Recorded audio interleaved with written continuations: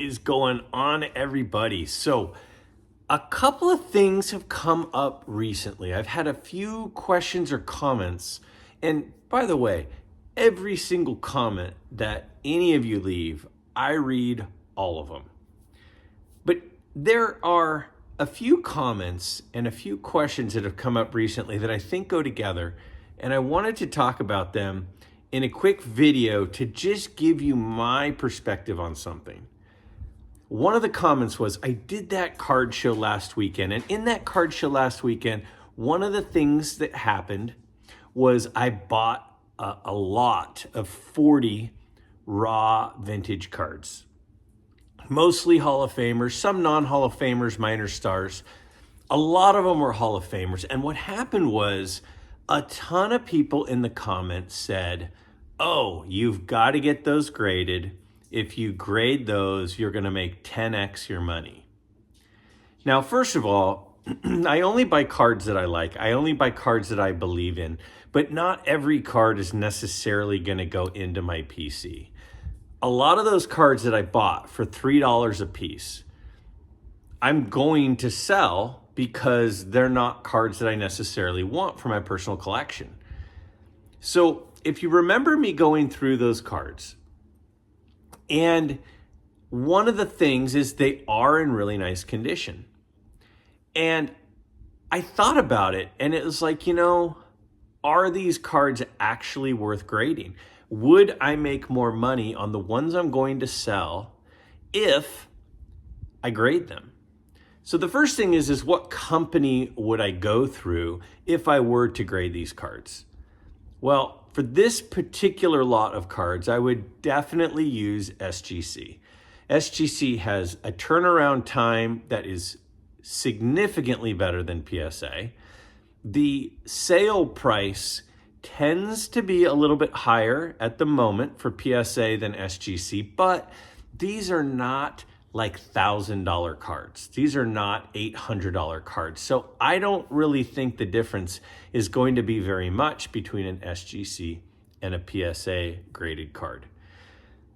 But if you look and think about it, if I got these cards graded, you're probably looking at about $20 a grade. Now, the graphic that I'm putting on the screen right now shows you the lot group pricing that SGC is currently charging for, cards that don't have this really high stated value. So I would guess each of these cards would be about $20 per grade. Now, with that in mind, I wanted to just focus on 3 of these cards. And I want to focus on 5 of these cards. And we're going to look at the 5 cards and determine, using the philosophy and the method that I personally use, to determine if these cards are worth grading or if I should leave them raw. Now, one of the main reasons to get a card graded is authentication and to make sure that the card has not been tampered with. With this particular lot of cards, I know through talking to the guy that was selling them, he's not really a baseball card collector. He shared a table at this show and he inherited these cards from his uncle. He cherry-picked the big names like Mays and Aaron and Mantle and Musial, and he sent those cards into SGC himself, the big cards, not the minor stars or the other Hall of Famers that aren't the massive names. And every single card that came back unaltered. So I'm very confident this guy's uncle was a collector from his childhood, hung on to his cards for a long time, kept them in nice condition, and they're not altered cards. So I don't really worry about whether or not this particular set of cards is altered or not. That's not an issue for me. That's not a concern. So the question is it financially beneficial to grade these cards, or is it better financially to leave them ungraded? A lot of people prefer their cards graded. A lot of people prefer their cards ungraded. For me, I think when in doubt, I would just assume leave a card in ungraded condition unless for my collection or for value purposes, you really need to get it graded. So I'm going to look at these 5 cards with you. I'm going to go through my philosophy and my process on determining whether I should get them graded or whether I should leave them ungraded. Check this out. Tell me what you think. All right, so the first card up is a 1959 Larry Doby. Now, this card is super nice. In ungraded condition, it recently sold for just over $20. Now, I personally think this card is probably going to come back as a 6. Now, a recent comp in a 5.5 sold for $27. Now, that seems like a steal to me. But I don't know. I guess that's what they're going for. But that's what it sold for. So $20.51 if it's raw, right? If I grade it, it'll be worth $27. But the grading fees, again, are about $20 if I'm doing a fairly decent sized bulk.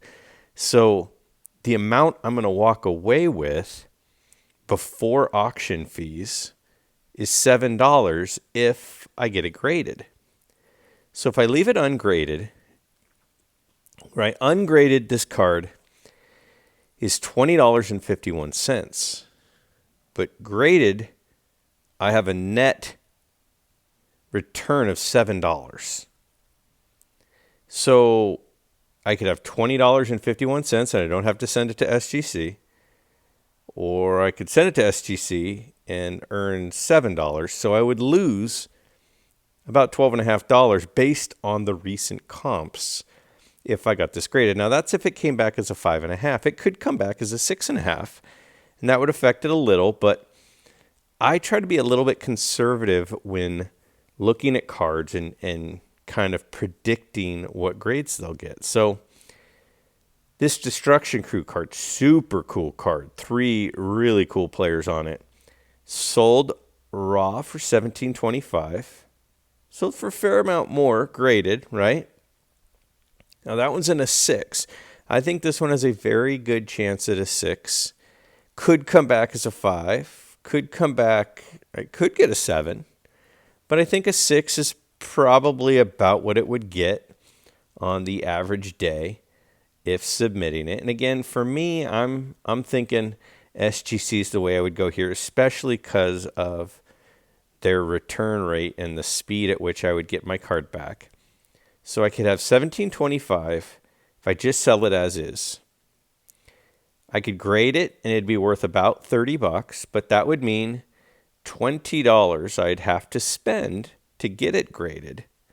So after I spent the $20 to get it graded, I'm going to have $10 in value. So I could sell it as is for $17.25, right? And I don't have to do anything. Or I could get it graded, assume it gets about a 6, and I would have $10 in net value left in the card.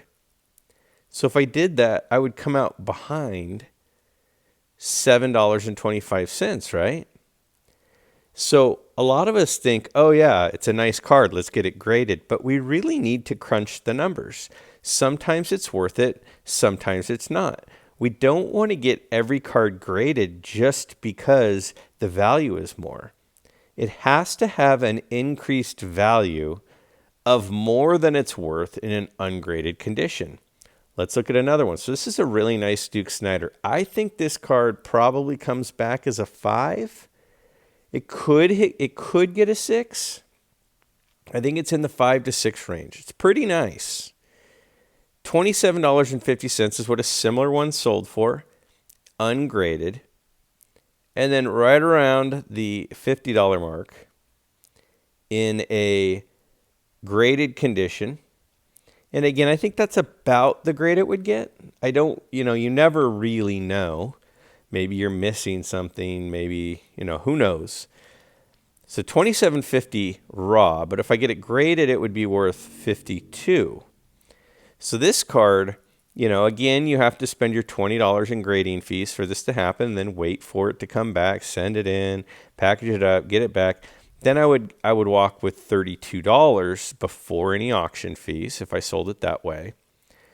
So again, I'm getting $27.50 or so in value when it's not graded. I have $32 in value if it is graded. So I can go through the whole process of sending it into SGC, hope it comes back the grade that about what I think it would get. And if I did that, I would end up with an extra $4.50. Now, is it worth all that effort for $4.50? Now, some people would say, yeah, because what if it got a 7, right? Some people would say no, because it could get a 5.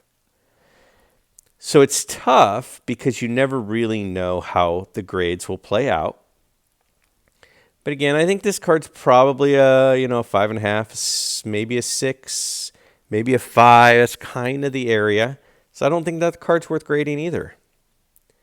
So the fourth card I wanted to look at is this 59 Mazeroski All-Star card. Very cool card, high number. And it's $15.50 is a recent comp online. And then this one in a 6, the only comp I could find in that 6 range, which is about what I think it is, was in PSA, and it sold for $40. So once again, this is how I crunch the numbers. This is how I make every decision on whether a card is worth grading or not. So the raw value is $15.50. The graded value is $40. Again, I have to spend $20 to get it graded. Then I got to wait for it. I got to package it up. I got to mail it. Got to pay my $20. Got to wait for it to come back. And then I probably get $40 for it. I've spent $20 on it. So again, I walk away with an extra $4.50 because I've graded the card. Is it worth it though? Last up, the 59 Hoyt Wilhelm. So the 59 Hoyt Wilhelm, again, what we've got here is we've got a card that sells for about $9.50 ungraded. And this one's really, really nice. That's a beautiful card. Again, trying to find a comp. You don't really know what it's going to sell for. The best comp I could find graded was about a 5.5.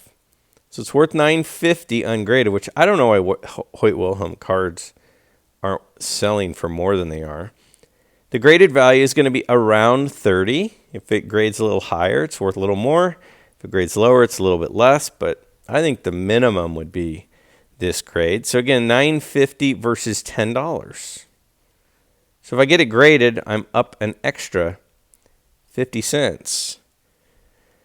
So whenever you're trying to decide whether to grade a card, we can't just send in everything to get graded just because it's a fairly nice card.